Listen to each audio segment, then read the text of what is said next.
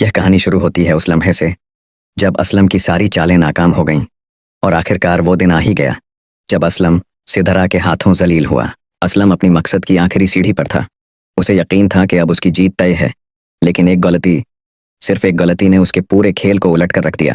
جب سدھرا نے دیکھا کہ زبیر کسی صورت میں دکان کو اس کے نام نہیں کر رہا تو اسلم نے اپنے اصلی رنگ دکھا دیے۔ اس نے سدھرا سے صاف کہہ دیا، جب تک یہ دکان تیرے نام نہیں ہوتی میں تجھ سے نکاح نہیں کروں گا۔ یہ سنتے ہی سدھرا کے پاؤں تلے زمین نکل گئی۔ وہ ایک بار پھر اسلم کی محبت کے دھوکے میں آ چکی تھی۔ گھر میں کوہرام مچ گیا۔ سدھرا نے چیختے ہوئے کہا، اگر آپ لوگوں کو میری خوشی عزیز ہے تو یہ دکان میرے نام کرنی ہی پڑے گی۔ ماں جی بھی اس کی حمایت میں آ گئیں۔ انہوں نے زبیر کے سامنے آواز بلند کی، تم ہماری بچی کی خوشیوں کے دشمن بن گئے ہو زبیر۔ جب سب کچھ اسلم ہی چلا رہا ہے، جب وہی کما کر کھلا رہا ہے تو کیا برا ہے اگر دکان اس کے نام ہو جائے؟ ہماری بیٹی کو اس کا گھر ملے گا اور ہمیں ایک سہارا۔ تم کیا دے سکتے ہو اب ہمیں؟ زبیر کا چہرہ درد سے سکڑ گیا۔ اس کی آنکھیں نم تھیں لیکن دل میں ایک عظیم کشمکش تھی۔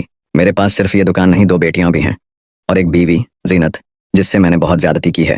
وہ بدبدایا، میں اب کسی اور کا حق نہیں مار سکتا۔ مگر سدھرا نے ماں جی کو استعمال کیا اور ان سے دھوکے سے دستخط کروا لیے دکان کی ملکیت کے کاغذات پر۔ لیکن قسمت کو کچھ اور ہی منظور تھا۔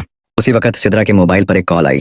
اگر تو جاننا چاہتی ہے اسلم واقعی تجھ سے محبت کرتا ہے یا نہیں تو فلاں شادی ہال آ جا، میں تجھے ایک سچائی دکھانا چاہتا ہوں۔ کال کرنے والا کوئی اور نہیں، وزیر تھا۔ سدھرا نے غصے میں کہا، مجھے پھالتو باتوں میں کوئی دلچسپی نہیں۔ مگر وزیر نے جو کہا اس نے سدھرا کے ہوش اڑا دیے۔ تیرا اسلم اسی وقت اسی جگہ ستارہ سے نکاح کر رہا ہے۔ سدھرا کے ہاتھ سے فون گر گیا۔ وہ پاگلوں کی طرح بھاگتی ہوئی شادی ہال پہنچی اور جو دیکھا وہ اس کی روح تک ہلا دینے والا تھا۔ اسلم ستارہ کو ہار پہنا رہا تھا۔ اس کا اصلی چہرہ بے نقاب ہو چکا تھا۔ سدھرا نے چیخ کر کہا، اسلم تو نے مجھے استعمال کیا، میرے جذبات، میری محبت، سب کچھ۔ اسلم گھبرا گیا، پر اب بہت دیر ہو چکی تھی۔ سدھرا نے لوگوں کے سامنے اس کا ایسا حساب لیا، ایسا حساب جو سبق بن گیا۔ وہ اندر سے ٹوٹ چکی تھی مگر اسلم کے ہاتھوں لٹنے سے بچ گئی۔ اب سوال یہ ہے، کیا سدھرا اسلم کو قانونی طور پر سزا دلوائے گی؟ کیا زبیر اب اپنی بیوی اور بیٹیوں کا حق ادا کرے گا؟ اور کیا ماں جی اب بھی اسلم کی حمایت کریں گی؟ آپ کا کیا خیال ہے؟